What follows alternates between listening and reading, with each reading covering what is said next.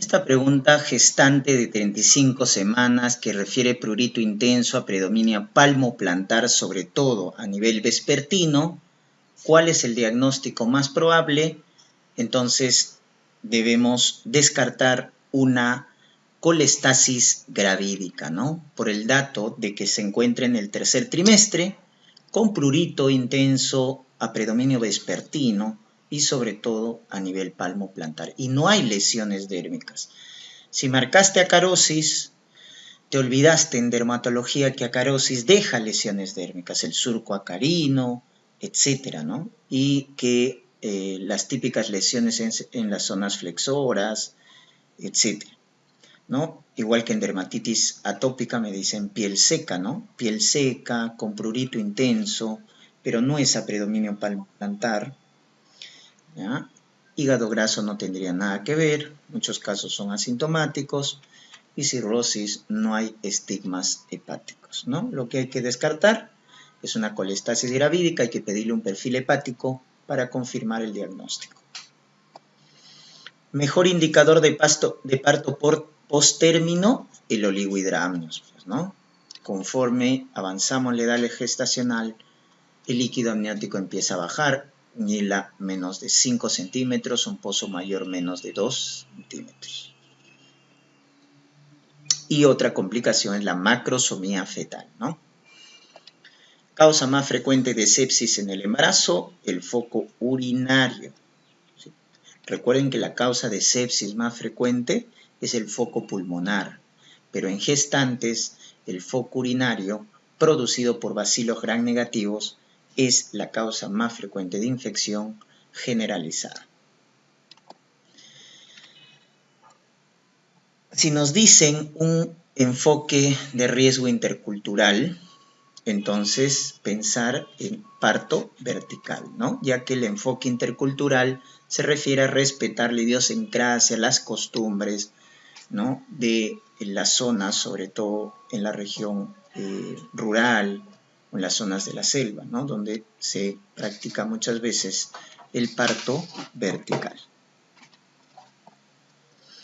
En el proceso de fecundación, ¿cuándo se induce la reacción acrosomal?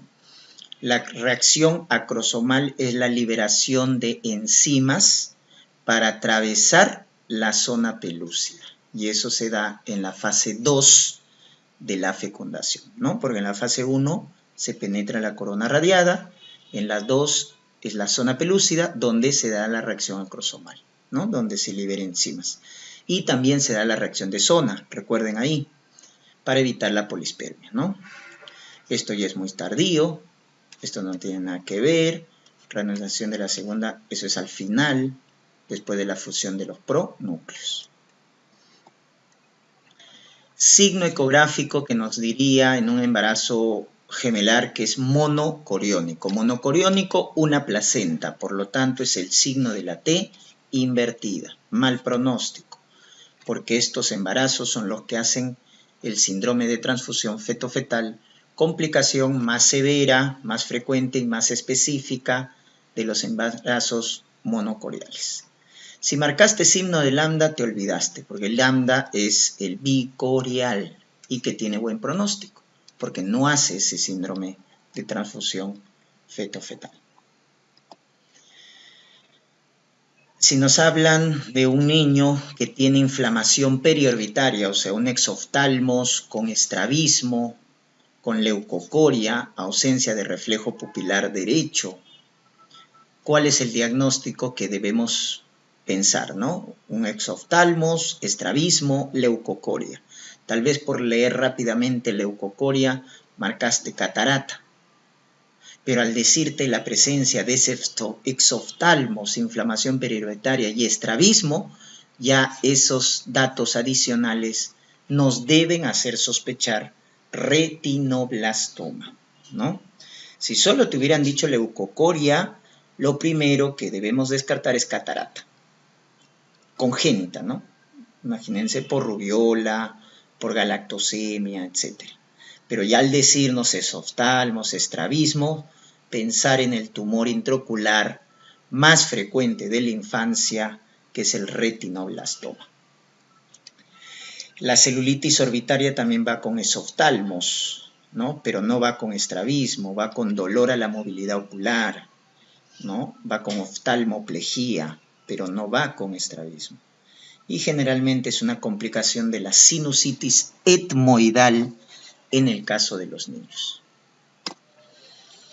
Orquiepididimitis por bacilos coliformes, o sea, por bacilos gram negativos, indicamos quinolonas, ¿ya? Quinolonas. Porque cuando es por gonococo la orquiepididimitis, damos, ¿no es cierto?, ceftriaxona, doxiciclina para clamidia, pero cuando la orquiepididimitis es producida por bacilos coliformes, los de elección vienen a ser las quinolonas, al igual que en la prostatitis. ¿Ya? Recuerden que en prostatitis bacteriana, también de elección como antibióticos son las quinolonas. Causa más frecuente de torsión testicular en niños. El factor de riesgo para la torsión testicular en niños, en lactantes, que es la llamada torsión extravaginal, ¿ya? Es el testículo distópico o el mal descenso testicular, que es la criptorquidia, ¿no? En cambio, en los adolescentes, que es donde se presenta más frecuentemente la torsión y se llama torsión intravaginal, esta es la forma más frecuente, es por esto, por factores anatómicos, por la falta de ligamento escrotal, por la falta de fijación del testículo a la pared escrotal, ¿no? Entonces, por eso se presenta. Es muy diferente el origen, ¿no? En el caso de los lactantes recién nacidos, es por el mal descenso testicular. ¿Qué examen es de elección para un paciente con sospecha de urolitiasis? La tomografía, ¿ya? El urotem, estamos en este caso sin contraste, es el estudio de elección para confirmar la localización, el tamaño, la consistencia del cálculo, ¿no? Si te hubieran dicho en un cólico nefrítico, el estudio inicial es ecografía renal, para ver si hay daño del parénquima renal por la obstrucción. Pero ya si te dicen el gol estándar, prueba de elección en urolitiasis, tomografía. Si nos hablan de un paciente de 71 años, hipertenso, con dolor de pecho, ¿no? Y vemos cambio en el ST supradesnivel, ya nos asustamos, porque estamos hablando de un probable Zika ST elevado. ¿En qué cara? D2, D3 ABF es la cara inferior o también llamada diafragmática, pues, ¿no? Y seguro muchos han marcado eso, ¿no? Cara diafragmática, ¿no? Pero se olvidaron de leer infradesnivel del ST en B1. Recordar que el infradesnivel del ST en B1 o B2 es el espejo de B7, B8, o sea, esto se traduce como un supradesnivel en B7, B8. ¿Y esto de qué se trata? De un infarto de cara posterior. Por lo tanto, el paciente lo que tiene es un infarto de cara posterior inferior. Eso deberíamos descartar por la oclusión de la arteria descendente posterior, rama de la coronaria derecha. Entonces, mucho cuidado con ese infradesnivel en B1, B2, porque traduce una elevación en B7, B8, que significa infarto de cara posterior. Mucho cuidado. Tratamiento de elección en la sistolia, en lactantes en el RCP. Recordar que la desfibrilación es para los ritmos de paro, como la fibrilación ventricular o la taquicardia ventricular sin pulso. Y cuando es asistolia o actividad eléctrica sin pulso, el tratamiento de elección es con epinefrina, ¿no? Epinefrina. Si nos dicen un paciente de 40 años de etnia afroamericana y que es obeso, fumador y tiene una presión de 140/90, eso ya no es prehipertensión, pues, ¿no? Eso es un paciente hipertenso que tiene factores de riesgo, obesidad, fumador, etnia afroamericana, que son retenedores de agua y sodio. Entonces, ¿cuál es la presunción diagnóstica? Es un paciente hipertenso. ¿Y qué medida tomaría? ya por encontrarse en el estadio 1, porque es 140-90, no basta con el cambio en el estilo de vida, si bien es cierto este es el tratamiento inicial, y hay que iniciar tratamiento farmacológico, ¿no? Porque también tiene factores de riesgo. Sobre el tratamiento de hipertensión nos dice señale lo correcto. A ver, si tiene osteoporosis, ¿qué les damos? Tiazidas. Muy bien, adulto mayor, etnia afroamericana, osteoporosis, damos tiazidas, ¿no? Si es un paciente con falla renal terminal y los niveles de potasio están elevados, la tasa de filtración ya está muy baja, ya no le puedes dar yecas, pues. Cuando la tasa de filtración está menos de 30 y con lo cual ya al ser una falla muy avanzada los niveles de potasio se elevan, están contraindicados ya los yecas. Lo que tienes que dar ahí es calcio antagonistas, acuérdense. Si tiene diabetes, si tiene falla cardíaca, si tiene proteinuria, si tiene hipertrofia de ventrículo izquierdo, yecas o ARA2, migraña, hipertiroidismo, angina, fibrilación auricular, beta blocks. Angina Prince-Metal, fenómeno de Raynaud, calcio antagonistas, ¿no? Entonces hay que acordarnos bien las indicaciones. Si fallaron en esta pregunta, revisen bien tratamiento de hipertensión de acuerdo a las comorbilidades, porque es lo que más preguntan. En relación con el tratamiento de la insuficiencia cardíaca, señale la conducta que no ha demostrado bajar la mortalidad. Recuerden la mnemotecnia de las terapias que han bajado la mortalidad en falla cardíaca es Iberia, YECA, beta block, donde el mejor es carvedilol, ¿no? Espironolactona, terapias de resincronización o DAI, desfibrilador automático implantable, los famosos INRA, sacubitril valsartán y ARA2. Y si quieres aumentarle acá, esta E de espironolactona también es empaglifosina, que son los antidiabéticos inhibidores de la CGLT2, que también se usan en falla cardíaca y que han demostrado bajar la mortalidad en los pacientes con esta patología. Entonces, empaglifosina, terapia de resincronización, YECA, beta block, aparte de carvedilol, puedes utilizar bisoprolol, metoprolol o nebivolol. Este no aparece en ningún lado, ¿verdad? Entonces, así, acuérdate, la terapia que ha bajado la mortalidad en ICC.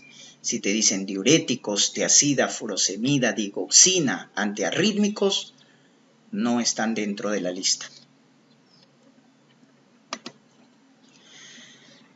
Y acá nos dicen un paciente de 79 años con FA que es llevado a emergencia por pérdida brusca de la conciencia.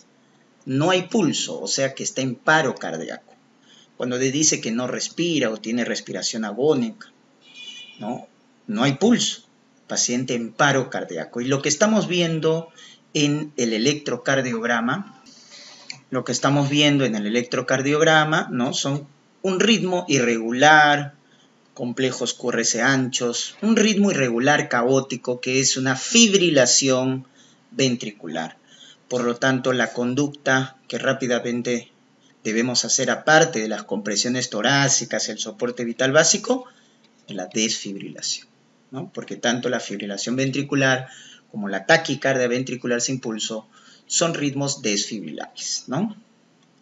Muy bien. Si no responde a la terapia eléctrica, recuerden 360 joules si es monofásico, 200 joules si es bifásico, recién utilizamos amiodarona o lidocaína, etcétera, ¿no? En la fisiopatología de la sepsis mencione lo que no corresponde. ¿Existe al final un estado de inmunosupresión? Sí, porque hay al final una disregulación del sistema inmunitario en la infección generalizada. La interleuquina 10 actúa como una citoquina antiinflamatoria, también es correcta. Todas las demás, interleuquina 1, 6, 2, son proinflamatorias, pero la 10 es antiinflamatoria. ¿Aumenta la permeabilidad vascular? Sí, hay vasodilatación, hay alteración de la permeabilidad vascular en un paciente con sepsis, por eso el plasma se sale de los vasos, ¿no? Y por eso la primera conducta en sepsis es la fluidoterapia. ¿Aumenta el estado fibrinolítico y se establece un SIT, eso es incorrecto, ¿no? Aumenta el estado fibrinolítico, no, es al revés, ¿no? El estado fibrinolítico, si al final se forma un SIT, es porque se consumen los factores de coagulación debido a que se activa mucho la hemostasia, ¿no? Y al activarse mucho la hemostasia se consumen los factores de coagulación y en este caso el fibrinógeno, la fibrina, está consumida. Entonces no es que aumente el estado fibrinolítico en el paciente, ¿no? Sí se establece un SIT, es cierto, pero no hay un aumento del estado fibrinolítico, porque si hubiera un aumento del estado fibrinolítico, el paciente moriría tanto de hemorragia, ¿no? Porque en este caso el estado de fibrinólisis justamente lo que hace es romper la fibrina, no se formarían trombos y habría hemorragia, pero eso es lo que no pasa en el paciente, ¿no? La interleuquina 1, 6, factor de necrosis tumoral explican la fiebre y la hipotensión, eso sí es correcto, ¿no? Recuerden, estos son las citoquinas llamadas pirógenas y que justamente producen la fiebre y que también al producir vasodilatación generan hipotensión. 35 años, antecedente de pancreatitis hace 4 semanas, ¿no? Y nos dicen que está con fiebre, que está con ictericia, con leucocitosis, es desviación izquierda, y la TAC nos dice zona heterogénea que no capta contraste y tiene burbujas de aire. Esta zona heterogénea que no capta contraste nos debe hacer sospechar de una necrosis. Y la presencia de aire, la presencia de fiebre, leucocitosis con desviación izquierda, nos debe hacer sospechar de una necrosis infectada. Por lo tanto, ese sería nuestro diagnóstico, ¿no? Porque el pseudoquiste es una zona homogénea, ya que es colección de líquido, con paredes fibróticas. Eso es un pseudoquiste, no es una zona heterogénea, es una colección homogénea, porque es líquido, es jugo pancreático. Lo mismo que el absceso, es líquido con aire. Entonces también nos dirían colección de líquido con aire, ¿no? No zona heterogénea. Y estos ya están por demás. Según los criterios de Roma 4, para el diagnóstico de dispepsia funcional, los síntomas deben tener por lo menos 6 meses. Tanto para síndrome de intestino irritable, que es la causa de diarrea funcional más frecuente, o dispepsia funcional, el tiempo de enfermedad es 6 meses. Porque son problemas crónicos, matutinos, generalmente en mujeres menores de 50 años. En la hepatitis autoinmune, ¿cuál es el anticuerpo más relacionado? Antimúsculo liso. Antimúsculo liso. ¿Correcto? En cambio, antimitocondrial es de la colangitis o cirrosis biliar primaria. El ANCAP es colangitis esclerosante primaria. Varón de 21 años que tiene deposiciones voluminosas, malolientes, niega dolor abdominal, hematemesis, melena. Niega, ¿no? Niega dolor abdominal, hematemesis, melena. Entonces tiene deposiciones voluminosas, malolientes, pérdida de peso. Pero no se palpan masas, ecografía normal, se solicita examen de heces. ¿Cuál es el diagnóstico de laboratorio más probable, ¿no? Al decirnos que ya tiene un año con diarrea y sobre todo esto, pérdida de peso, eso ya nos habla de un problema orgánico, ¿no es cierto?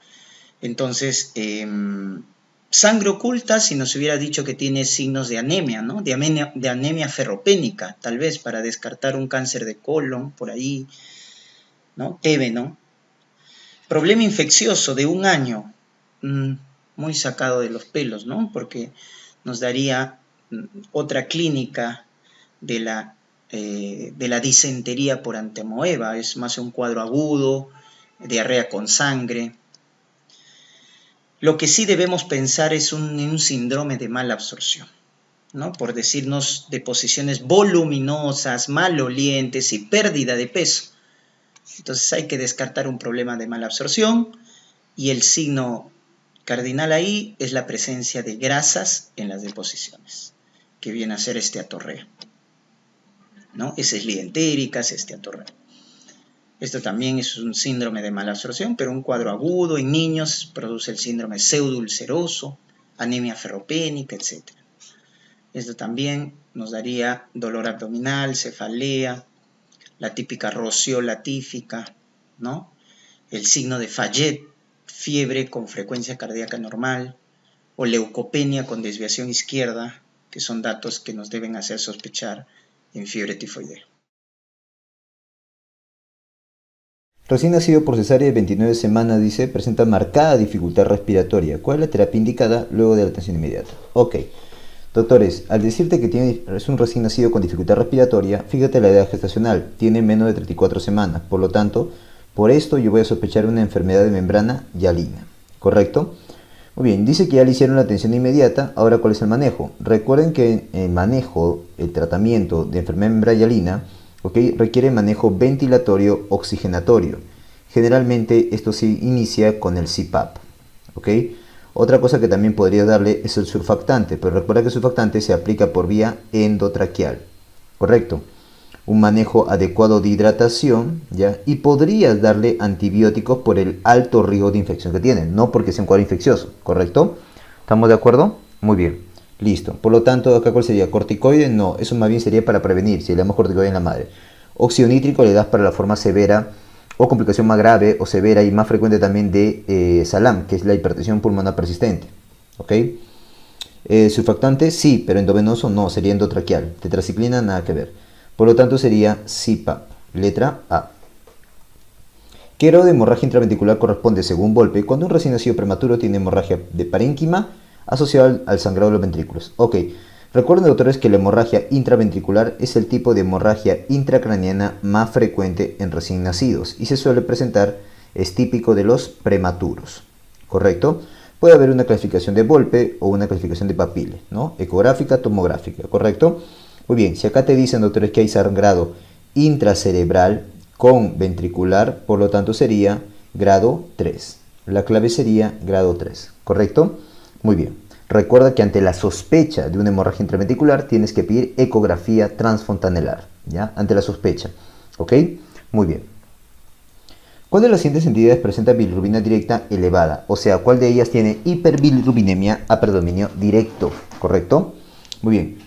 Por lactancia materna ese es a predominio indirecto, hipotiroidismo también, esclerosis hereditaria también e hilo meconial también, a predominio indirecto. En cambio la galactosemia tiene tanto indirecto como directo, los dos, ¿ok? Por lo tanto, en este caso sería la clave la letra D. Generalmente en un primer momento es indirecto y luego se vuelve elevado a directo. En la apnea primaria, el del recién nacido, ¿cuál es la acción que se debe realizar? Ok, es decir, si un recién nacido, bueno, si un bebé tenemos que nace y tiene apnea, o sea, no está respirando, ¿qué es lo que tengo que hacer, doctores? Tengo que hacer maniobras iniciales. Lo primero que tengo que hacer es maniobras iniciales. ¿Estamos de acuerdo? Luego, si es que no mejora, ya puedo optar por la ventilación a presión positiva. Letra C. En la evaluación de un neonato de 15 días se encuentra pobre respuesta al estímulo sonoro, catarata y persistencia del conducto arterioso. Según la infección congénita que se sospecha, ¿cuál sospecha, doctor? Ok, al decirme pobre respuesta al estímulo sonoro me dice que es una hipoacusia, ¿correcto? Catarata también, ok, catarata y también el PCA, o sea la cardiopatía, ¿correcto? Faltaría nomás acá, doctores, la microcefalia. ¿Por qué, doctor? Porque ya estoy pensando en una tetrada. ¿Cuál? La tetrada de Greg, ¿correcto? Y esto viene a ser ¿de quién? De rubiola. Ahora te preguntan, ¿cuál es el tratamiento o el manejo de elección? Recuerda que para el virus de la rubiola no tiene tratamiento específico. Por lo tanto, la clave es la letra E. En un neonato que presenta pliegues en toda la planta, en toda la región plantar, calteo auricular rígido, escroto arrugado y oscuro, ¿cuál de las siguientes edades gestacionales es la más probable? Ok, yo ya te conté que para este tipo de casos clínicos, ok, cuando te cuentan estos tres signos y te dicen en toda la planta del pie tiene los pliegues, que el cartílago auricular está bien rígido y el escroto grueso o arrugado, cuando te cuentan eso, doctores, obviamente no puedes utilizar ningún tipo de score para determinar la edad gestacional porque faltan parámetros. Entonces lo que puedes hacer es simplemente, si te mencionan eso, buscar la edad gestacional que mayor tenga acá. ¿Cuál tengo acá mayor? 40, doctor, perfecto. Obviamente no vas a marcar 50, 60, no te pases, ¿ya? Muy bien. Ante un recién nacido post-término, sea mayor o igual a 42 semanas, que nace bañado de meconio y recibe ventilación a presión positiva, ¿cuál es la complicación más frecuente que se puede presentar? Ok, al tener bañado de meconio significa que el meconio ingresó a la vía aérea y eso debilita el parénquima. Al recibir la ventilación a presión positiva, doctores, puede hacer que literalmente se reviente el pulmón, es decir, generar un barotrauma. Y eso se expresa con un neumotórax, es decir, la complicación más probable viene a ser un derrame pleural, teletasia, síndrome de fuga de aire. El síndrome de fuga de aire incluye el neumotórax, por ejemplo, el neumomediastino, ¿correcto? Y, por ejemplo, enfisemas, ¿correcto? Eso incluye el síndrome de fuga de aire. Por lo tanto, la clave sería la letra B. Neonato de bajo peso y prematuridad se asocia más probablemente a qué? Seguramente has pensado de frente hipoglicemia. Doctor, pero no hay clave. Ah, ok, pero también a qué se asocia? Hipoglicemia, hipocalcemia. Otra opción sería hipocalcemia. Si dudabas en otra clave, veamos. Hipertermia no, pues al contrario, hipotermia sería, ¿no? Hipercalcemia no, al contrario, hipocalcemia. Obesidad no, al contrario, si estás con bajo peso. ¿Ok? Hipermagnesemia no, sería hipomagnesemia más bien. ¿Correcto? Entonces se asocian, no te olvides, bajo peso, prematuridad, se asocian a hipoglicemia, hipocalcemia, hipomagnesemia. ¿Correcto? Muy bien. ¿Cuál es la dosis de inmunoglobulina que se suele utilizar para el síndrome inflamatorio multisistémico en niños adolescentes asociado al COVID? O sea, te están preguntando cuál es el tratamiento del MIS-C, ¿ya?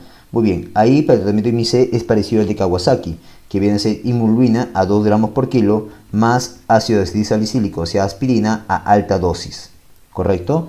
Bueno, en este caso te están preguntando de la inmunoglobulina, por lo tanto sería 2 gramos por kilo por dosis. Letra B. Un lactante normal generalmente tendrá una longitud de 75 centímetros a la edad de los ¿cuántos meses? Ok, recuerden que en promedio un recién nacido suele tener una longitud de 50 centímetros en promedio, ¿correcto? Y ahí aplicamos una mnemotecnia, ¿no? El T14. ¿Qué significa T14, doctor? Significa que al año de edad va a tener 150% su longitud de nacimiento y a los 4 años duplica su peso, su longitud de nacimiento. Por lo tanto, si la mayoría nace con 50 centímetros, acá sería más o menos 75 centímetros y acá sería 100 centímetros. Por lo tanto, a los 12 meses o al año de edad suelen tener 75 centímetros. La clave sería letra A, 12 meses. ¿Cuál es el principal estímulo para la producción de leche materna? Ok, el principal estímulo, doctores, viene a ser la succión del bebé, ¿correcto? Que va a estimular a nivel central para que se produzca lo que es la oxitocina y que lo que es la prolactina. La oxitocina para la eyección de la leche y la prolactina para la producción de leche, ¿correcto? Recuerda que la oxitocina se produce principalmente en el núcleo paraventricular del hipotálamo, aunque también en el núcleo supraóptico. Y la prolactina se produce en la adenohipófisis, también llamada hipófisis anterior. ¿Ok? La clave sería la letra C. Lactante de 7 meses con antecedente de alergia a la proteína del huevo. ¿Qué vacuna está contraindicada? O sea, ¿qué vacunas están contraindicadas en pacientes con alergia a la proteína del huevo, a la ovoalbúmina? Es la SPR, la SR, la influenza y la antiamarítica. ¿Cuál de ellas tenemos acá en la lista? La SR. Por lo tanto, la clave es la letra A. ¿Ok?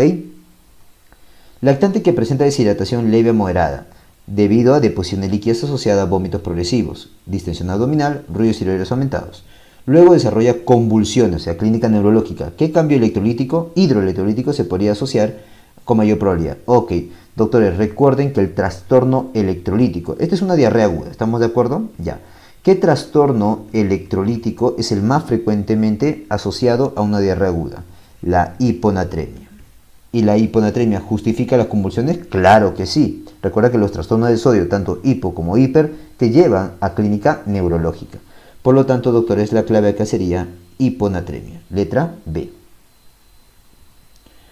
Lactante en mujer de 6 meses que presentó hace una semana deposiciones líquidas. Ahora ya no presenta diarrea, ¿ok? O sea, tuvo una diarrea que ahorita ya no lo tiene. Pero ahora dice que tiene fiebre, tiene impresión a un dolor abdominal, vómitos, hiporexia, irritabilidad. Doctores, si tienes un lactante, y peor todavía mujer, que está con fiebre y no hay foco ahorita gastrointestinal, no hay foco respiratorio, no hay otitis media aguda y además tiene dolor abdominal y vómitos, tienes que pensar en ITU, ¿correcto?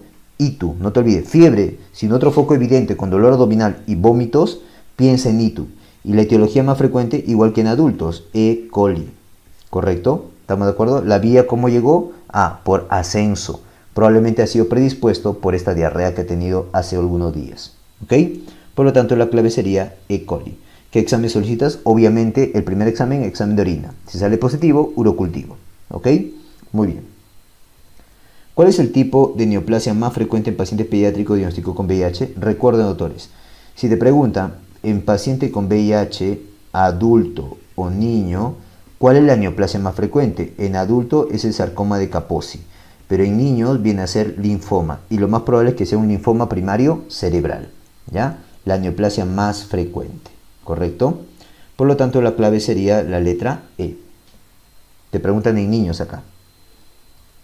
¿Cuál es el componente que, al sumarle a la tetralogía de Fallot, daría la pentalogía de Fallot? Ok, recuerden que la tetralogía de Fallot es la estenosis pulmonar, subinfundibular, ¿no es así? El CIB, 3, el cabalgamiento de la aorta, ¿no? Y el cuarto, que es la consecuencia de los tres primeros, que es la hipertrofia ventricular derecha. Ahí tenemos la tetrada de Fallot. A esto le puedes agregar un quinto, que viene a CIA. Discúlpame, CIA. Ahora, esto de acá viene a ser la famosa pentalogía de Fallot. Por lo tanto, la clave sería CIA.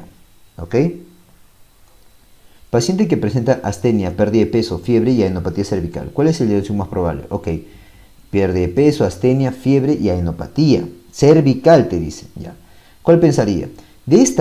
Para esta pregunta vayamos a las alternativas. Polisistemia vera, no, sería más con rubicundez, ¿no? Leucemia aguda linfoblástica te hubiera dicho adenopatías en varias partes del cuerpo con visceromegalia y clínica de pancitopenia. Mieloma múltiple te hubiera dicho dolor óseo, lo cual no te comentan, lesiones osteolíticas, ¿ok? ¿Qué más? Hipercalcemia, nada de eso. Crónica, mieloide crónica tampoco. ¿Qué sería? Linfoma tipo, linfoma de Hodgkin, ¿no? Que es derivado de células tipo B, ¿correcto? ¿Y eso con qué va? Con fiebre y adenopatía cervical, ¿no? Acá para hacer el diagnóstico recuerda que hacemos una biopsia ganglionar, ¿correcto? Para este linfoma de Hodgkin. ¿Ya? Y en esa biopsia que tengo que ver, la famosa célula de Red Stenberg, no se olviden. ¿Ya? La clave sería la letra C. ¿Cuál es la anemia que se evidencia en hemorragia crónica persistente? Ok, cuando tienes una pérdida crónica, doctores, de sangre, así goteo, ya sea por vía urinaria, ya sea por menstruaciones, ya sea por gastrointestinal, obviamente eso te va a llevar a una anemia ferropénica. ¿Y la anemia ferropénica qué tipo de anemia es? Microcítica e hipocrómica, es decir, menos de 80 femtolitros y menos de 27 picogramos. Por lo tanto, la clave sería la letra E, ¿correcto? Muy bien. La mutación compartida por las tres variantes principales de SARS-CoV-2 localizadas en Reino Unido, Sudáfrica y Japón, ¿cuál es? Pregunta directa. Ok, N501Y, letra C. ¿Cuál es la vía de ingreso común para coccidioides mitis? Ok, coccidioides mitis, doctores, es un tipo de hongo, ¿correcto? Que al igual que muchos otros, tiene acceso o ingreso por vía inhalatoria, ¿correcto? Puede hacer afectación pulmonar, puede hacerlo, no es común ver esto, pero puede hacerlo. Y también, doctores, afectación extrapulmonar, por si acaso, ¿ok? Un paciente de 30 años acude a consulta por dolor abdominal inespecífico, algunas deposiciones de menor consistencia, o sea, diarreas, presenta sibilancias y tiene una radiografía con infiltrados bilaterales difusos en tórax. Mira, afectación del tracto gastrointestinal, correcto, y afectación del tracto respiratorio. Y dice que debes pensar, acá, ¿no? Y dice que debes pensar en una parasitosis. ¿Qué parásitos afectan tanto tracto gastrointestinal y tracto respiratorio? Esos debe ser aquellos que hacen ciclo de los. ¿Y quiénes hacen ciclo de los? NASA, es decir, Necator, Ancylostoma, Strongyloides y Ascaris lumbricoide. Obviamente la gran representante, la BD de este grupo, es el Ascaris lumbricoide, ¿correcto? ¿Cuál es el tratamiento? Por ser Ascaris, por ser un nematode intestinal, hay que darle albendazol. ¿Ok? ¿Y por qué le agrego corticoide? Porque ya está haciendo una afectación pulmonar. Está haciendo el famoso síndrome de Loeffler. Estos infiltrados bilaterales difusos, ese síndrome de Loeffler, no te olvides, ¿ya? Por lo tanto, la clave sería la letra E. Mujer de 45 años, VIH positivo, acude al hospital por fiebre, cefalea intensa, convulsiones, trastorno sensorio, o sea, VIH con clínica neurológica. Tiene síndrome meningio positivo, o sea, una meningitis, y tiene una presión de apertura elevado. Doctores, le duele la cabeza intensamente. Doctores, si tienes un paciente VIH con clínica neurológica que duele la cabeza intensamente, o sea, hipertensión endocraniana y clínica de meningitis, obviamente voy a pensar en criptococo. En criptococo, le duele el coco, no te olvides, criptococo, ¿ok? Muy bien, ¿cuál es el tratamiento para este hongo, para criptococo? Viene a ser anfotericina B más flucitocina. Su tratamiento. ¿Correcto? Letra A. 45 años, presenta abruptamente deposiciones líquidas blanquecinas frecuentes, tenesmo y dolor abdominal presivo y vómitos. Signo de deshidratación moderada. Es diagnosticado de infección por cólera. Ok, tiene cólera, dice. ¿Es compatible con esta diarrea? Claro que sí. Recuerda que el cólera te lleva una diarrea acuosa, abundante, profusa, que en menos de 24 horas te lleva un shock hipovolémico. ¿Correcto? Está mediado por la toxina del cólera, el cual tiene su receptor gangliósido GM1 en el enterocito, no te olvides. ¿Ya? ¿Cuál es el tratamiento? Doctor, es una diarrea. Lo primero ante todo diarrea, ¿cuál es? Rehidratarlo. ¿Ok? Por lo tanto hay que hidratación. ¿Ya? Ahora, ¿cuál es la mejor manera de hidratar a un paciente con cólera? Bueno, si es por vía oral, con sales de hidratación oral. Si es por vía oral, es con sales de hidratación oral. ¿Correcto? La de alta osmolaridad. ¿Ok? La que tiene 90 de sodio. Y si es por vía endovenosa, la mejor es la solución polielectrolítica. ¿Ok? Por lo tanto, ¿cuál tenemos acá? Esta de acá, letra E. Varón de Huancavelica que hace 3 horas tiene dolor abdominal y distensión leve, además de vómitos. Está obstruido, pues, ¿no? Lo bueno es que no tiene fiebre ni leucocitosis, por lo tanto esta obstrucción es no complicada. Dice que tiene una imagen como la que se adjunta, esto es un grano de café. ¿Cuál es el manejo? Si tiene pocas horas de evolución, no tiene signos de estrangulamiento, debemos intentar una devolvulación por colonoscopía. Recuerden, sin signos de estrangulamiento, puede hacerse tratamiento conservador, colonoscopía devolvulatoria. Pero si tiene signos de estrangulamiento que incluyen fiebre, leucocitosis, muchas horas de evolución, mucho dolor, eso ya es cirugía, resección del sigmoides, sigmoidectomía. Esto clave C. Mujer de 32 años, sí, ¿no? Clave C, ¿estamos bien? Sí. Mujer de 32 años con dolor abdominal en hipocondrio derecho de 24 horas de evolución. Dolor de hipocondrio derecho en una mujer, tenemos que pensar en colecistitis. Tiene cólicos en hipocondrio derecho a repetición desde hace varios meses. Le duele. Ya sabemos que los cólicos a repetición son indicación de colecistectomía, ¿no? No hay ictericia, eso es bueno porque no está haciendo ni mirisis ni coledocolitiasis probablemente. Tiene Murphy positivo, la masa palpable es la vesícula distendida, rebote positivo, se está complicando. Si tiene rebote positivo es porque probablemente está haciendo ya una peritonitis. La leucocitosis es bastante elevada, más de 18.000 de leucocitosis se considera una leucocitosis moderada, con desviación izquierda, pared vesicular engrosada, 6 milímetros. Listo, esa es una colecistitis que se está complicando. ¿Ok? Entonces,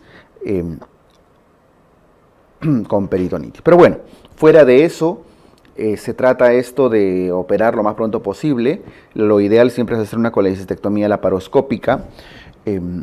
No hay necesidad de hacer convencional, por más peritonitis que tenga. La laparoscopía es útil de todas maneras.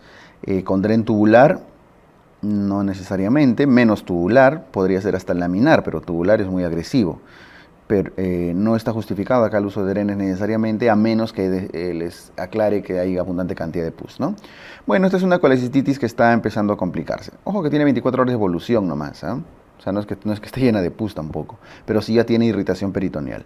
Hay que hacer una colecistectomía lo más pronto posible, la colecistectomía laparoscópica temprana. ¿Qué hernias tienen mayor riesgo de estrangulamiento? Esto hemos trabajado bastante. Las hernias que pueden estrangularse con más facilidad son las hernias crurales o femorales. Y en segundo lugar están las hernias indirectas. ¿Okay? Las directas tienen un poco menos de riesgo de estrangularse. ¿Cuál es la alteración fisiopatológica final en la evolución de la apendicitis complicada? Nos piden la alteración final, la última. Si es la alteración final, estamos hablando de lo que ocurre previo a la isquemia, a la necrosis. Eso es la obstrucción arterial. Primero ocurre la obstrucción de la luz intestinal, esto hace que se dilate, de ahí viene la obstrucción linfática y venosa, y al último viene la obstrucción arterial. ¿Okay? Esto es la parte de la fisiopatología de la apendicitis. Bueno, de ahí viene la isquemia, la perforación, ¿no? Mujer de 52 años con cáncer gástrico, le realizan una manga gástrica, o sea, una gastrectomía, está bastante vigente ese tema. le resecan parte del estómago para reducir su tamaño, ¿no? Una cirugía de tipo restrictiva para reducir volumen. Y dentro de las primeras 24 horas hace fiebre. ¿Por qué hace fiebre? Fiebre en las primeras 24 horas y atelectasias pulmonares. Clave A. ¿En cuánto tiempo aproximadamente se recupera la motilidad intestinal después de una cirugía abdominal? La motilidad intestinal se recupera después por el hilio posoperatorio, estamos hablando, el hilio paralítico, el hilio posoperatorio, se recupera aproximadamente después de 24 a 48 horas. Por eso es que después de una cirugía ustedes al día siguiente dan dieta blanda, dieta líquida, luego dieta blanda y va evolucionando progresivamente. ¿De qué depende esto? Que el intestino recupere su peristaltismo. Los dos hallazgos indirectos con los que ustedes determinan esto es con la presencia de ruidos hidroaéreos y la eliminación de flatos. ¿Ok? Ruidos hidroaéreos y flatos significa que ya está recuperándose otra vez el peristaltismo. Ese es el tiempo aproximado, 24 a 48 horas. Si dura más, es porque ya hay probablemente una obstrucción mecánica que sí debe preocuparnos. 55 años, acude a emergencia por dolor en el cuadrante inferior izquierdo. Tiene fiebre, tiene un tumor en el mismo lado de hace 48 horas. Tiene episodios de estreñimiento y diarrea. ¿Ok? Dolor en el lado izquierdo, fiebre, abdomen blando, depresible, masa dolorosa en el lado izquierdo. Ven triada, dolor en el lado izquierdo, fiebre, masa en el lado izquierdo, eso es una probable diverticulitis, ¿no es cierto? Tiene leucocitos, tomografía, tumoración en fosa ilíaca izquierda, presencia de aire alrededor. ¿Cuál es el diagnóstico más probable? Solo por la triada, ¿no? Incluso sin la diverticulitis, sin la tomografía ni nada, esto es una diverticulitis. No vayan a marcar la A, es un varón, ¿no? Tuvo varios, es un varón. Y aunque fuera mujer, de hecho es más probable una enfermedad diverticular, ¿no? Puede ser una neoplasia, sí puede ser, pero es más común acá la diverticulitis. ¿Ok? Enfermedad inflamatoria, nada. Clave B. Varón de 40 años que hace 48 horas presenta tumoración evidente en región perianal. Una masa en región perianal que es invalidante, que se intensifica al sentarse, caminar, defecar, que presenta flogosis ya por todos lados. Le faltó decir fiebre nomás. Eso es un absceso. ¿Cuál es el manejo de los abscesos? Drenaje. Drenaje del abscesito. Clave A. 50 años con molestias digestivas leves, se indica endoscopía gástrica. ¿Qué bacteria relacionada al cáncer gástrico pueden encontrar? Fácil, ¿no? Helicobacter pylori. ¿Cuál es la causa más frecuente de isquemia mesentérica aguda? Isquemia mesentérica aguda. La causa más frecuente de isquemia del intestino delgado son los antecedentes cardiovasculares y dentro de esto la embolia arterial, que pudiera ser secundario a una estenosis mitral, por ejemplo, ¿no? Algún tipo de insuficiencia y demás. Que da un dolor inespecífico secundario a antecedente cardiovascular. Se confirma con una angiotomografía, angiotem. A diferencia de las isquemias cólicas, que ocurren sobre todo en el lado izquierdo del colon, el antecedente no suele ser cardiovascular, sino suele ser shock hipovolémico, hipovolemia, traumatismo, etc. Y se confirma con colonoscopía. En cambio, la isquemia mesentérica se confirma con angiotomografía. Ahora vamos a conversar de la parte B. ¿Cuál es el efecto secundario que presentan los anticonceptivos orales? Entonces, ¿disminuyen el riesgo de cáncer de útero? Sí, profe, casi un 50%. ¿Disminuyen el cáncer de mama? No, lo aumentan un poquito. ¿Disminuyen cervix? No, parece que está asociado. ¿Aumentan el riesgo de ectópico? No, al contrario bajan, porque espesan el moco y no alteran el endometrio. ¿Aumentan el riesgo de cáncer de endometrio? No, lo disminuyen por la progesterona. La A. ¿Cuál es el PBH que se encuentra en los condilomas vaginales? Igual, serotipo 6 y 11. ¿Ya? Serotipo 6 y 11. ¿Cuál de los siguientes agentes patógenos produce la vaginosis? Los anaerobios. Los anaerobios. En este caso no es el herpes, ni la gonorrea, ni el papiloma, ni el hemófilos. Es la Gardnerella, el mobiluncus, la prebotella vaginal. Obesia hipertensa con SOP, sangrado uterino anormal, que puede tener hiperplasia endometrial. lo más probable es que tenga hiperplasia endometrial. Profe, ¿y por qué no cáncer de útero? Porque no es lo más probable. La hiperplasia endometrial es 10 veces más frecuente que el cáncer de útero. Ya es 10 veces más frecuente. ¿Cuál es el tratamiento inicial en la dismenorrea de un adolescente? Inicial, tienes que, caballero, arrancar con AINES. Segunda línea, anticonceptivos. Entonces, de estos dos AINES, ¿cuál concentra mejor en el abdomen bajo? Naproxeno, meloxicam, ibuprofeno, ¿correcto? Ácido mefenámico, todos esos. ¿Por qué se caracteriza los problemas de violencia de pareja?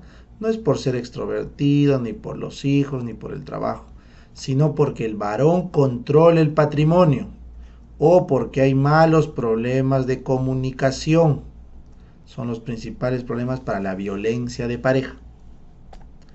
¿En qué tipo de SB es más frecuente que se presenten focalizaciones aisladas, separadas en tiempo con demencia subcortical? Entonces, cuando hay focalizaciones aisladas y separadas en el tiempo, eso suele ser por lacunares. No se olviden. Focalizaciones aisladas y separadas es lacunar. Y cuando se destruye suficiente sustancia blanca, demencia subcortical. Y si es demasiada sustancia gris, demencia cortical. ¿Ya? 58 años, fibrilador. Consulta porque de forma brusca hace cefalea y no puede leer.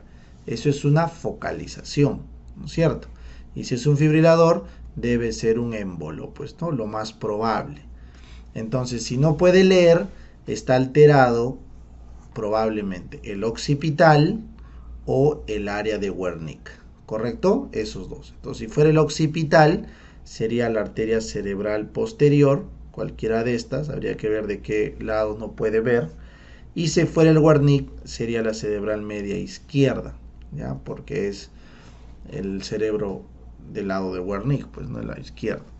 Pero vamos a seguir leyendo. Al examen se encuentra hemianopsia homónima derecha. Eso quiere decir que no puede ser la cerebral posterior derecha, porque siempre es contralateral. Entonces, una hemianopsia homónima derecha quiere decir que no ve todo el campo derecho. Ya está. Entonces ya estamos quedándonos con dos claves. El paciente escribe correctamente una frase al dictado. O sea, sí entiende al dictarse, entonces tampoco puede ser Wernicke. Simplemente no la puede leer, o sea, es un problema de la cerebral posterior izquierda. Nada más, ¿ya? Muy bien. Entonces la clave la sé. En cambio acá, una mujer de 68 acude a emergencia por paresia del hemicuerpo derecho. Entonces nuevamente, si es que se ha alterado el hemicuerpo derecho, lo que debe estar mal acá es la cápsula interna izquierda. Y la cápsula interna izquierda lo irriga la arteria cerebral media, segmento M1. ¿Ya? Pero seguimos leyendo. También podría haberse alterado acá el pedúnculo cerebral izquierdo. Y eso lo irriga la arteria cerebral posterior, segmento P1. Esta de acá. Así que tengo dos opciones debido a la paresia. ¿Ya? Entonces descarto estos de acá y me quedo con esas dos. Pero, ¿qué me dice? Hay una hemianopsia homónima derecha. O sea, esto, no ven, medio campo.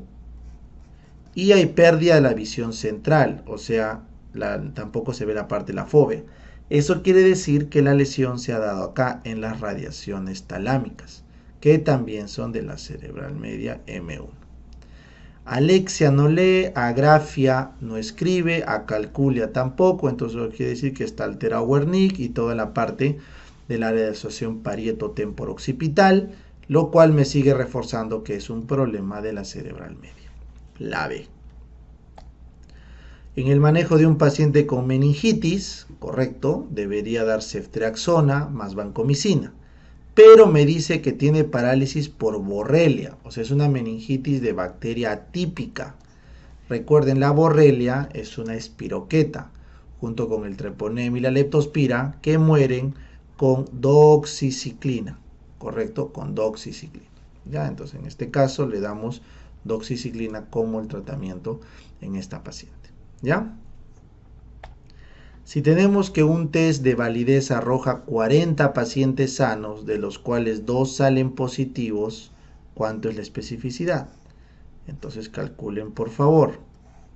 Si tengo 40 pacientes sanos acá y positivos salen 2, quiere decir que negativos salen 38. La especificidad es los verdaderos negativos de todos los sanos por 100. 0, 0, mitad 2, mitad 5, mitad 1, mitad 19, sale 5,95. Entonces la especificidad es 95%.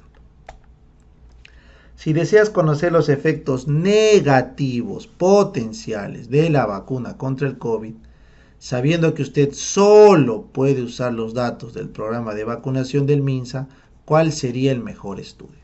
Entonces, si yo solo puedo controlar los datos de un tercero, no puedo manipular yo la variable, entonces, ¿qué no puedo hacer? No puedo hacer experimentos, porque no puedo manipular la variable, solo puedo observar, todos estos de acá, data de otros. Ahora, si yo quiero observar un efecto adverso, ¿cuál es el mejor estudio? ¿El caso control o la cohorte? La cohorte, pues. Y dentro de las cohortes, las prospectivas. La C. Parte B. Entonces, primera dice, pregunta. Mujer de 68 años traída a emergencia por trastorno del sensorio. Esto es clave, trastorno del sensorio. ¿Ok? Dificultad respiratoria marcada, antecedente de EPOC. Siempre los datos así claves, ¿no? Uno los tiene que resaltar. Uso de beta-2 agonistas hipatropio, es importante también. Al examen, gran compromiso del sensorio. Nuevamente, me hacen hincapié a esto. Uso de músculos respiratorios accesorios, saturación baja, 90%, ¿no? Acidótico, 719, con un CO2 elevado, esto también es clave, y un PO2 en 70. ¿Cuál es el manejo inicial? Entonces, inicialmente yo ya voy viendo que tengo un CO2 elevado, tengo una IRA tipo 2 clásica, y usaré ventilación mecánica, dicen que tiene que ser más de 10, ¿no? Por encima del límite que es 45, o sea, está justo en el límite. Pero lo que no me deja duda de la ventilación es el trastorno del sensorio. El trastorno del sensorio es otra de las grandes indicaciones de uso de ventilación mecánica. Entonces, intubación y ventilación mecánica, no hay duda. ¿Ok? Pero doctor, ¿por qué no ventilación no invasiva? Porque la condición para ventilación no invasiva es que el paciente esté consciente. Y si el paciente no está consciente, no puede hacer ventilación no invasiva.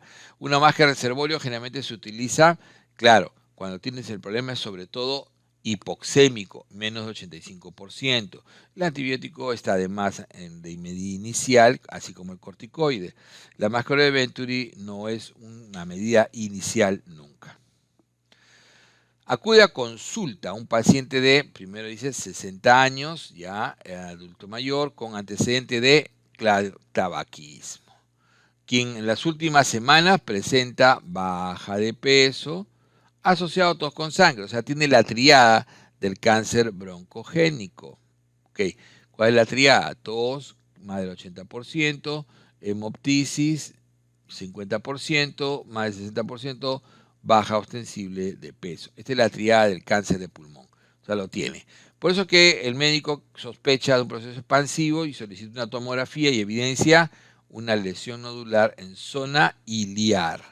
Según estos datos, tabaquismo, zona iliar. Entonces, nosotros sabemos que el 95% de los cánceres primarios de pulmón son los llamados cánceres broncogénicos.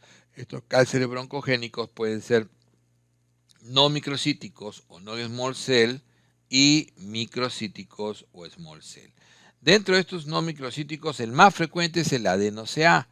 Y yo sé que el adeno-CA, sus características está la localización periférica del tumor, es el menos asociado a tabaquismo, pero es el más frecuente de todos y más frecuente en mujeres. Mientras que el epidermoide, que es el más clásico, pero no el más frecuente, es típicamente central o iliar, ¿no? Y característicamente el más asociado a tabaquismo, más frecuente en varones y, además de eso, se suele asociar a un paraneoplásico que es la hipercalcemia. Mientras que, claro, hay otros dos subtipos, ¿no? Que es el de células gigantes y el adeno escamoso, pero que son rarezas, pero este de acá, el microcítico, que es el 15% de los cánceres, es importante porque es el de mal pronóstico. Es típicamente el que tiene más paraneoplásicos, a excepción de la hipercalcemia, es el único, pero todos los demás, especialmente la hiponatremia paraneoplásica, es el que generalmente se diagnostica ya metastásico y la localización también es central, suele ser más pariliar que iliar, pero también puede ser iliar. Este es típicamente entonces, de acuerdo a lo que estamos diciendo, epidermoide, ¿no es cierto? Iliar y tabaquismo, epidermoide. No olvidar que el carcinoide, usted mira, alguien mira, doctor, pero este también es primario, sí, pero los cánceres broncogénicos son estos 95%. El O está en ese 5% de sarcomas, carcinoides, etc. ¿Cuál es un trastorno indirecto? Dice, asociado al síndrome de dificultad respiratoria aguda. ¿Okay? Es un síndrome asociado a varias etiologías, pero las etiologías que producen este síndrome inflamatorio intenso pueden ser pulmonares o directas o pulmonares o indirectas o no pulmonares. Ahí fácil. Entonces, la causa más frecuente es neumonía pulmonar, mientras que la contusión pulmonar es otra causa, la aspiración de contenido gástrico al pulmón, síndrome Mendelssohn es otra causa, la tuberculosis miliar más o menos, pero también es pulmonar, y pancreatitis es una de las importantes causas no pulmonares o indirectas, ¿no? La pancreatitis, especialmente asociado a el proceso necrohemorrágico, típicamente se da este tipo. Paciente dice que viene de Madre de Dios, entonces ya voy pensando Madre de Dios, en hongos, en parásitos, lo típico de la selva. Presenta tos esporádica, o sea, no hay mucha tos, hay un cansancio leve y palidez, caramba, el hemograma está los leucocitos normales, pero tiene una eosinofilia moderada. Entonces ya me comienzo a pensar parásitos, alergias, radiografía de tórax, infiltrado apical, pulmonar, y solamente tiene tos esporádica. ¿Y qué puede darme entonces eosinofilia? Viene la selva y encima tiene cansancio. Entonces voy mirando y sí, pues parásito, o puede hacer un síndrome de Löffel, o sea, lo que se llama las neumonías eosinofílicas.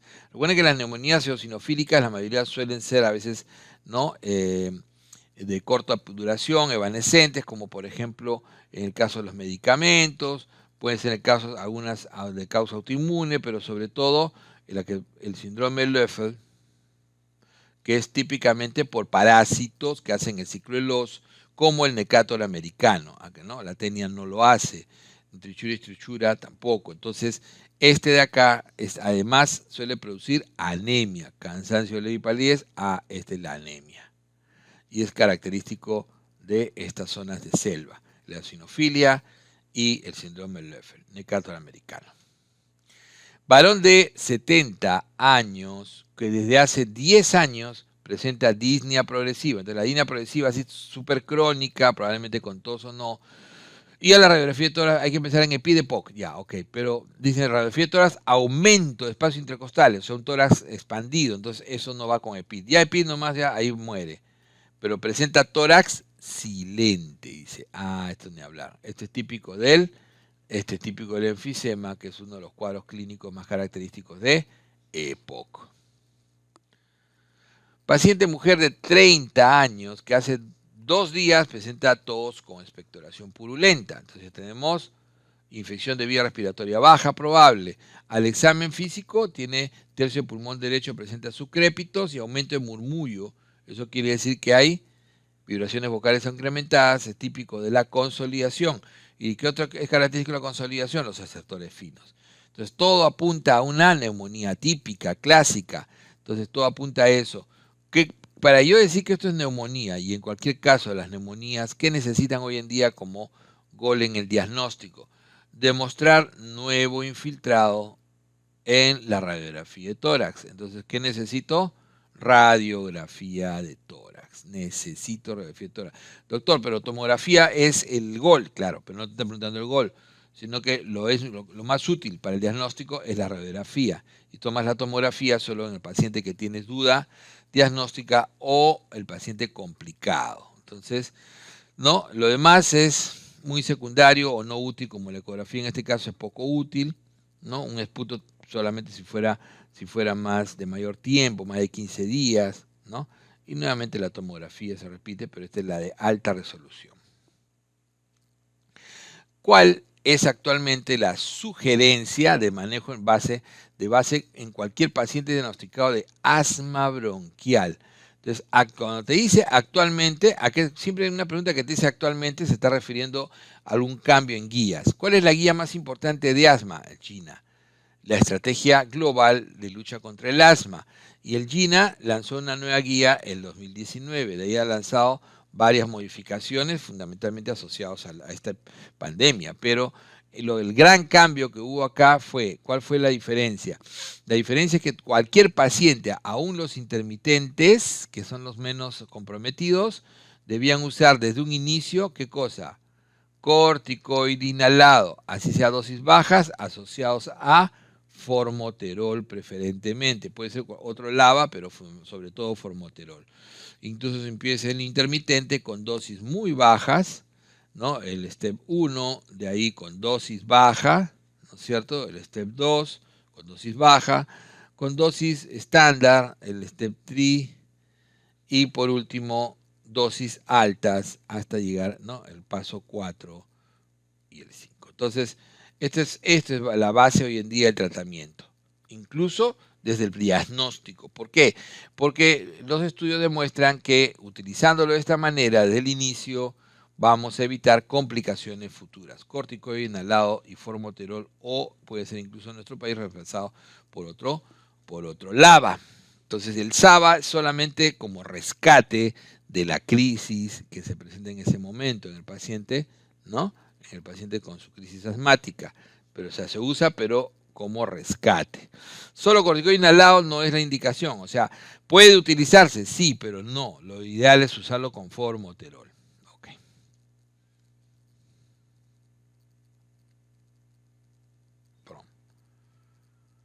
¿Cuáles son los antígenos que con mayor frecuencia inducen asma? Entonces recuerden que la inducción del asma, el asma es una enfermedad, ¿qué cosa? Inflamatoria, mediado fundamentalmente por, ¿no? Estos mediadores de inflamación fundamentales van a cambiar de acuerdo al perfil, ¿no? Entonces tenemos hoy en día un perfil hipersensible, tenemos sobre todo un perfil eosinofílico. También hay un neutrofílico.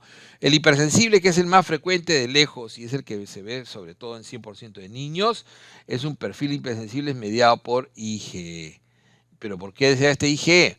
Por la presencia de antígenos. Ok. Mientras que el eosinofílico no hay actividad sobre antígenos. Es netamente idiopático y tenemos acá también una mediación, sobre todo el eosinófilo como célula, y la presencia de interleuquina 5, interleuquina 4, interleuquina 13. Mientras que acá es el IgE fundamentalmente y dentro de las células el mastocito, y este mastocito la producción de histamina inicial y después de leucotrienos característico. ¿Se dan cuenta? Entonces ese es el mecanismo fisiopatológico. Pero todo iniciado por un antígeno. El antígeno más frecuente en Europa es el polen, pero no estamos en Europa. El nuestro es una franja desértica donde lo que predomina son los dermatofagoides, los ácaros del polvo de lejos.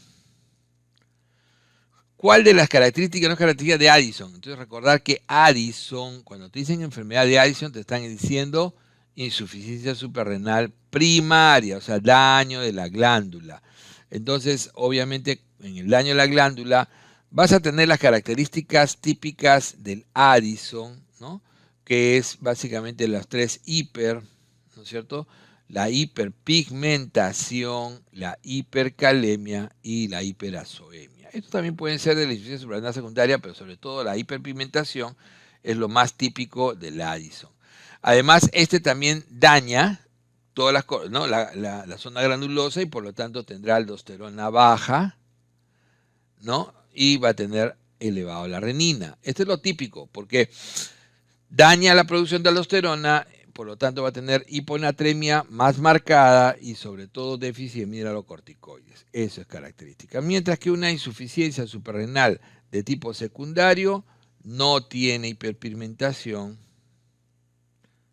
Generalmente la hiponatremia es muy leve y la aldosterona, ¿cómo será? La aldosterona va a ser normal, por lo tanto la renina estará normal y solamente el cortisol bajo. Acá va a tener bajo todo, ¿no? Va a tener alterado todo, cortisol bajo, aldosterona baja y renina elevada. Entonces, obviamente dice, ¿cuál no es? Siempre lo que cuando algunos dicen, no es allá, del Addison, entonces la hiperpigmentación sí es. La hipercalemia puede ser, sí es. Aldosterona disminuida, claro que sí. Diarrea es muy común en todos los cuadros de insuficiencia suprarrenal, además de dolor abdominal, baja de peso, astenia, letargia, pero no hipernatremia, ni hablar. O sea, la hipernatremia no tiene lugar en ningún lado.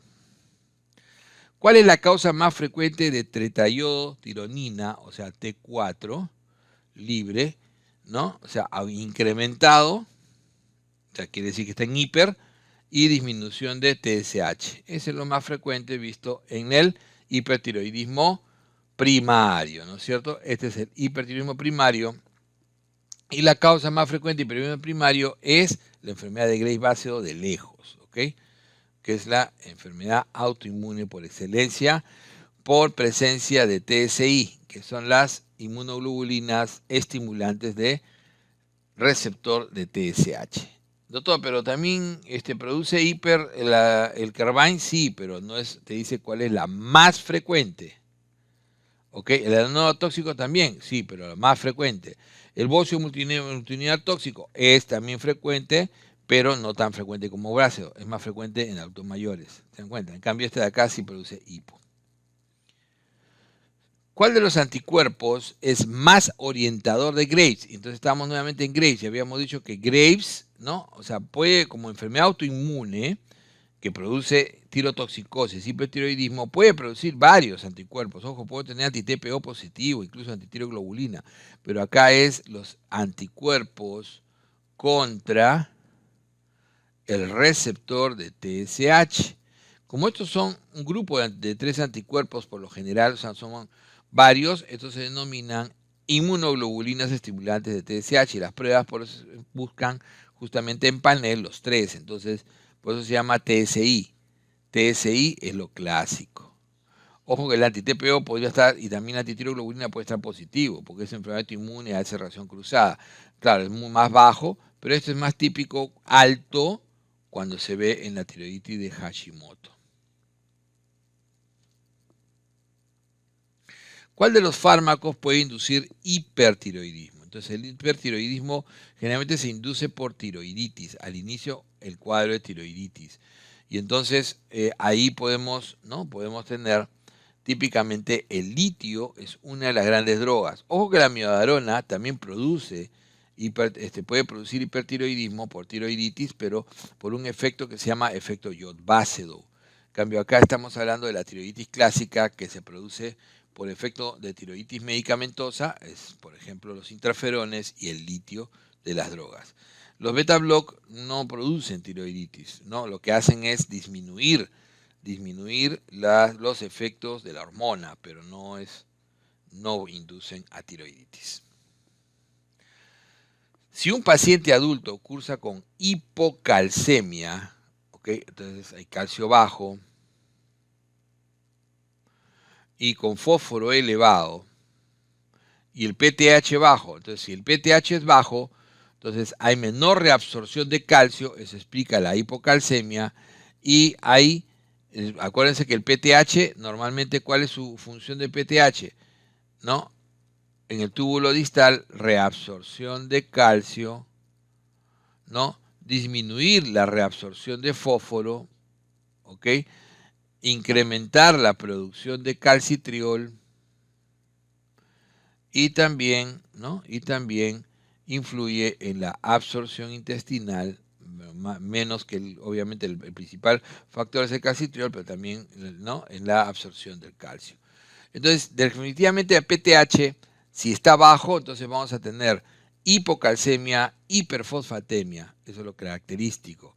Y eso es el hipoparatiroidismo. Y la causa más frecuente, por eso hoy en día, es la ausencia de glándulas por causa quirúrgica, típicamente quirúrgica. Déficit de vitamina D, ¿puede producir esto también? Sí, pero es menos frecuente.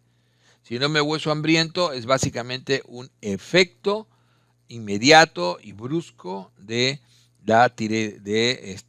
retirar las paratiroides o una tiroidectomía donde se lleva las paratiroides. En caso de albinismo, entonces una discromía, ¿no? O sea, acá es totalmente acrómico. Existe insuficiente producción de melanina, o sea, sí, pues cae totalmente. En realidad no hay producción de melanina. ¿Cuál es la siguiente enzima? Es justamente el más clásico de los albinismos, es la deficiencia de la tirosinasa, ¿no? La deficiencia absoluta de la tirosinasa. ¿Qué examen me permite en un paciente renal crónico avanzado hacer un estudio funcional? Miren qué estudio funcional, donde pueda medir función y perfusión. Generalmente la perfusión la mediría un arterio o quizás un Doppler, pero el Doppler no va a dar una idea porcentual de cuánto está perfundido. ¿Quién me puede generar una información de que un órgano está más o menos perfundido? Esto es típico, esto me da la clave, esto es típico de los estudios gamagráficos. Los estudios gamagráficos en todos los órganos pueden darte la idea de la cantidad de trazador que ingresa y eso te dice cuánto es la perfusión. O sea, tú sabes cuánto debió ingresar y cuánto ingresó, haces simplemente una resta y un cálculo simple y sale el porcentual de perfusión. Y también te puede mostrar el órgano, por ejemplo, te puede mostrar un órgano así. Y entonces la imagen de un riñón. Claro, ¿qué pasó? ¿Qué falta? Esta zona no la muestra porque no está perfundida. Entonces te da porcentual y al mismo tiempo la imagen. Pero lo interesante es que la gamografía, la excreción del trazador, también nos permite medir la función. En este caso no sería una depuración, sino directamente ver la excreción, ¿no? A través de la excreción del trazador. Y eso es un estudio más completo. Se suele llamar radiorenograma o gamografía renal. Radiorenograma también es el nombre que se le da más técnico de repente, renograma, pero está como es un estudio gamagráfico renal, que me puede dar idea de la más exacta del estado funcional, de la depuración, no depuración, sino de la excreción, o sea, justamente de la función y de la perfusión del órgano. Y eso es cuando se pide, fundamentalmente cuando queremos definir si realmente ese riñón es útil o no, por ejemplo, en el caso de un trasplante, en algunos casos, en el caso de ver si el paciente se debe quedar o no con el riñón aún dentro del organismo. Se evalúa a un escolar por síndrome nefrítico. ¿Cuál es la tríada del síndrome nefrítico? Ya sabemos que la tríada es hematuria, ¿no? Hipertensión y edema. Proceso inflamatorio. Con antecedente de infección de piel. Entonces esto parece un post-estreptocócico hace 10 días. Se inicia tratamiento. ¿Ok? Señale.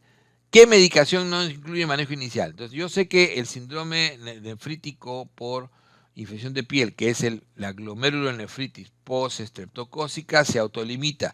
Y las medidas son fundamentalmente ¿de qué? De soporte, porque hay falla renal. Entonces podemos utilizar muchas veces, además de eso, va a haber hipertensión. Podemos utilizar nifedipino, diuréticos como furosemida y mannitol también pueden ser utilizados. La restricción hídrica, de hecho, es importantísimo, pero no es un proceso que requiera corticoides. ¿Por qué? Por eso dice cuál no se incluye, porque el corticoide me va a complicar más bien al paciente con infecciones secundarias, porque no es un proceso que pueda detenerse no es autoinmune, como en el caso de las glomerulonefritis rápidamente progresivas. En este caso es la producción de complejos antígeno-anticuerpo, pero por antígenos que provienen de la infección del estreptococo grupo A.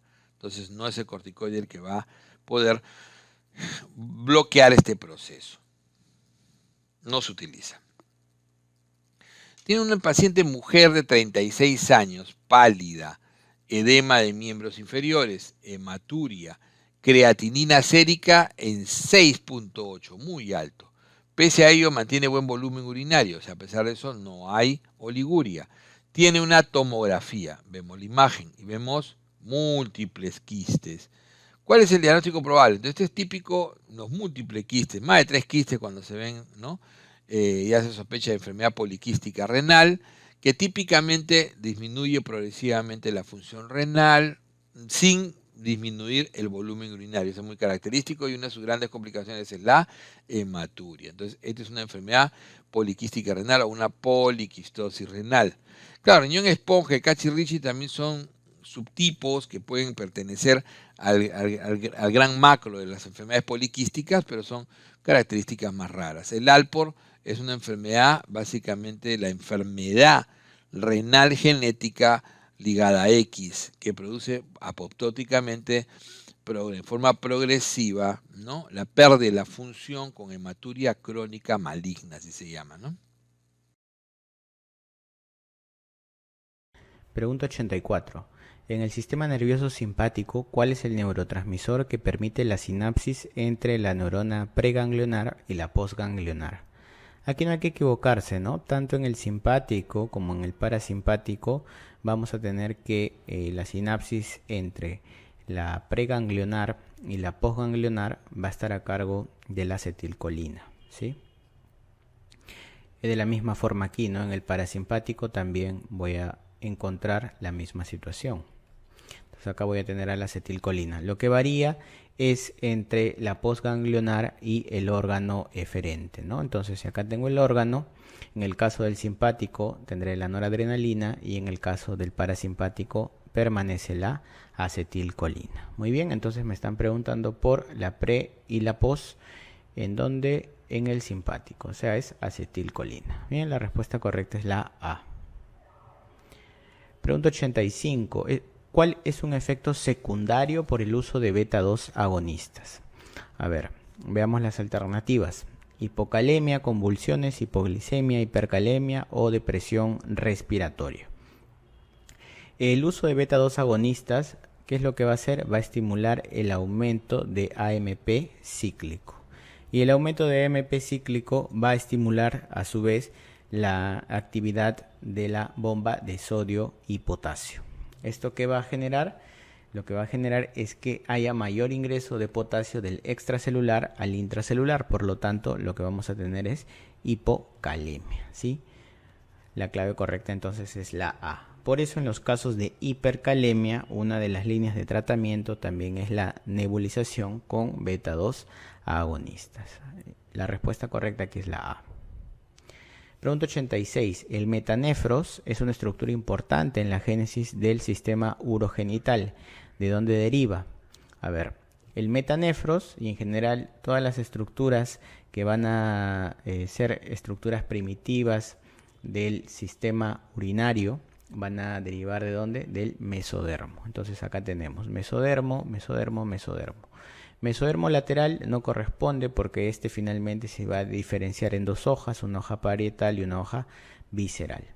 El mesodermo paraxial es el que va a formar las somitas, así que tampoco corresponde. Es del mesodermo intermedio, ¿no?, de la zona caudal. La clave correcta aquí es la C. Pregunta 87. ¿El tiempo de vida media cómo se define? A ver, fracción de droga que es eliminada del organismo por unidad de tiempo. No, esto nos va a servir para cálculo de la cinética de eliminación. El volumen depurado del fármaco por unidad de tiempo, tampoco, ese es el clearance, ¿ya? C dice tiempo que transcurre para que la concentración plasmática de un medicamento se reduzca a la mitad. Esto es correcto, ¿no? El tiempo transcurrido para que la concentración pase de X a la concentración entre 2. Ese es el tiempo de vida media y la respuesta correcta aquí es la C. Pregunta 88. ¿Cuál de los siguientes anticuerpos es un pentámero? A ver, veamos, ¿no? Tenemos la D, la IgE, IgD e IgG son monómeros, ¿sí? IgA es un dímero e IgM va a ser un pentámero, ¿no? Es la más grande, por eso no va a cruzar la barrera placentaria, ¿no? La que cruza es la G, ¿no? La G, si no se olviden de la gestación, que va a poder o tiene la capacidad de cruzar la placenta, la M no. La respuesta correcta aquí es la A. Pregunta 89. La fracción del fármaco inalterado que llega a la circulación sistémica, ¿cómo se denomina? A ver, yo tengo el fármaco, este es mi fármaco, en el sitio de administración, ¿sí? Y luego de ser administrado por cualquier lugar, luego de administrarse, ¿no? Ingresar, va a sufrir metabolismo de primer paso, va a pasar a la circulación y finalmente llega a la circulación sistémica una parte de ese fármaco, ¿no? Eso es lo que nos están preguntando. ¿A esto cómo se le va a denominar? Se le conoce como la biodisponibilidad, ¿ok? No olviden que cuando el fármaco se administra por vía endovenosa, es decir, de frente a la circulación sistémica, la biodisponibilidad es del 100%. En las demás vías generalmente hay una disminución de la biodisponibilidad. La respuesta es la E. Pregunta 90. En relación al reflejo de micción, marque lo correcto. Veamos. La vejiga se evacúa por el estímulo simpático sobre el esfínter interno de la uretra. Esto es falso. ¿Por qué? Porque el simpático en el esfínter interno más bien lo que va a hacer es contraer y con eso se inhibe el reflejo de micción, ¿ya? Entonces es al revés, es falso. B. El parasimpático estimula la contracción del detrusor. Esto es verdadero, ¿ya? Esto sí es correcto. Por lo tanto, la micción se va a dar gracias al parasimpático y la inhibición del reflejo de micción es gracias al simpático. Aquí la respuesta correcta es la B, ¿no? La C nos dice la inervación simpática permite abrir el esfínter interno. Falso, es como la A, es similar a la A, ya te dije, más bien lo contrae. La respuesta correcta es la B. Pregunta 91. Un paciente de 56 años que recibe tratamiento antituberculoso se percata del color naranja de las lágrimas y la orina. ¿Cuál de los siguientes fármacos es el responsable? ¿No? Esta es una pregunta clásica en tuberculosis. El fármaco que va a cambiar color orina, lágrimas, en general todos los fluidos, es la rifampicina, ¿no? Un color naranja o rojizo. Respuesta correcta, la A. Pregunta 92. La mayor parte de la irrigación del ovario se da gracias a un ramo arterial que tiene su origen en... A ver, la irrigación del ovario se da ¿por quién? ¿Por qué ramo arterial? Por la arteria ovárica, ¿sí? Ya está. 2/3 del ovario es por la arteria ovárica. ¿Y dónde tiene su origen esta arteria ovárica? Es rama directa de la aorta abdominal. Sencillo, la respuesta correcta es la A. Pregunta 93. ¿Cuál es el instrumento utilizado para definir si un número determinado de casos corresponde a una epidemia? A ver, veamos. Yo puedo utilizar, y generalmente voy a usar esta herramienta, ¿no? Que voy a graficar a continuación. ¿Sí? Vamos a hacer esto. Ya está. Esta herramienta la voy a realizar con la función, con la información histórica, ¿no? Ideal es por lo menos tener 7 años, de las frecuencias de presentación del evento de estudio. Y con eso voy a poder dividir en cuartiles mi gráfico y determinaré lo siguiente: que tengo una zona de éxito, una zona de seguridad, una zona de alerta y por último una zona de epidemia. Sobre este canal endémico yo voy a dibujar mi curva, ¿sí? Mi curva epidémica, ¿ya? Pero el canal es el que finalmente me dirá si ya estoy en la zona de epidemia o no. Así que la respuesta correcta aquí es la alternativa A. Pregunta 94. ¿Cuál de los siguientes no corresponde a un momento del lavado de manos? No olviden, ¿no? El lavado de manos va a tener momentos antes y momentos después, ¿ok? ¿Antes de qué? Antes de realizar algún procedimiento aséptico y antes de estar en contacto con el paciente. ¿Y después de qué? Después de estar en contacto con el paciente, después de haber estado en contacto con algún fluido o secreción y después de haber estado en contacto ya no con el paciente, sino con la zona del paciente. Es decir, 1,5 metros alrededor del paciente. Muy bien. Hasta entonces con eso podemos marcar la respuesta. Después del contacto con la zona, sí. Antes de realizar una técnica séptica, también. Antes del contacto con la zona, falso, es después, no antes, ¿ya? Porque no necesitas, ¿no?, lavarte las manos para tocar, por ejemplo, la mesa del paciente o su velador, ¿ya? Así que eso es incorrecto. Más bien, tú lo haces después, porque ya te contaminaste, ¿no? Clave la C. 95. Los residuos sólidos con material biológico de una cirugía deben ser colocados en bolsas de qué color. Todo lo biocontaminado va en bolsa roja, ¿no? Creo que no hay dudas, bolsa roja. La clave correcta aquí es la C. Pregunta 96. En el proceso de acreditación, que no olviden que tiene 2 etapas, una es la autoevaluación y 2 es la evaluación externa. De un establecimiento, los evaluadores internos, o sea, están en la primera, que es la autoevaluación, determinan que el puntaje obtenido es del 90%. Entonces, si esto ya la pasé, ahora pido la evaluación externa. Muy bien. La A que nos dice, el establecimiento logró el puntaje requerido y por lo tanto recibirá su constancia de acreditación. No, le falta una etapa todavía. ¿El director debe solicitar? Sí, verdadero, ¿no? La clave correcta aquí es la B, igual veamos las demás. La constancia de acreditación tendrá una duración de 1 año, falso, va a durar 3 años. La categorización del establecimiento garantiza la calidad, no. La acreditación garantiza la calidad, no la categorización. El puntaje del establecimiento amerita una nueva evaluación, falso. El puntaje amerita solicitar la evaluación externa. La respuesta es la B. Pregunta 97. Un hospital de atención general cuenta con banco de sangre, ¿no? Entonces, mínimo es nivel 2. Ya de frente elimino esta. Tiene centro quirúrgico y tiene UCI especializada. Si tiene UCI especializada, no es ni 2.1, no es ni 2C. Es 3.1 o 3.2 también podría ser. Y todas las especialidades médicas. Me dice que es un establecimiento especializado en alguna patología, en algún grupo etario. No, por lo tanto simplemente me quedo con 3.1. Porque si me dirían lo contrario, sería 3.2. Y 3.2 recuerden que son los institutos. La respuesta correcta aquí es la D. Pregunta 98. La dimensión de calidad que se refiere a las características de las instalaciones, equipos, personal y material de comunicación. ¿Qué me están preguntando?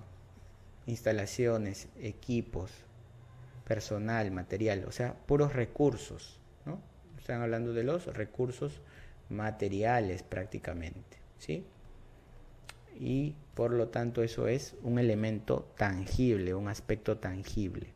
Aquí la respuesta correcta es la E, aspectos tangibles. ¿Sí? Son dimensiones no de la calidad propiamente, sino son dimensiones del CERQUALP. CERQUALP es una herramienta que va a medir la satisfacción del usuario y de forma indirecta medirá si es que hay calidad o no hay calidad.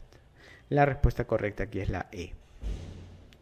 Pregunta 99. ¿Cuál de los siguientes no es un campo de la salud planteado por Marc Lalonde? A ver, Marc Lalonde dijo: medio ambiente, estilos de vida, servicios de salud y biología humana. ¿Sí? Esos son los 4 campos. Por lo tanto, esta también, esta también. Esta también. La que no corresponde es educación. Educación no es un campo definido por Marc Lalonde, por lo tanto, la incorrecta es la A. Y pregunta 100 nos dice: ¿cuál de los siguientes no corresponde a una medida de control comunitario contra el COVID? Vacunación, sí. Lavarse las manos, también. Distancia es correcto. Etiqueta de la tos, es decir, cubrirse para toser, también es correcto. Lo que hasta ahora todavía no tenemos es la quimioprofilaxis. Entonces esta no corresponde. Muy bien, la respuesta es la B.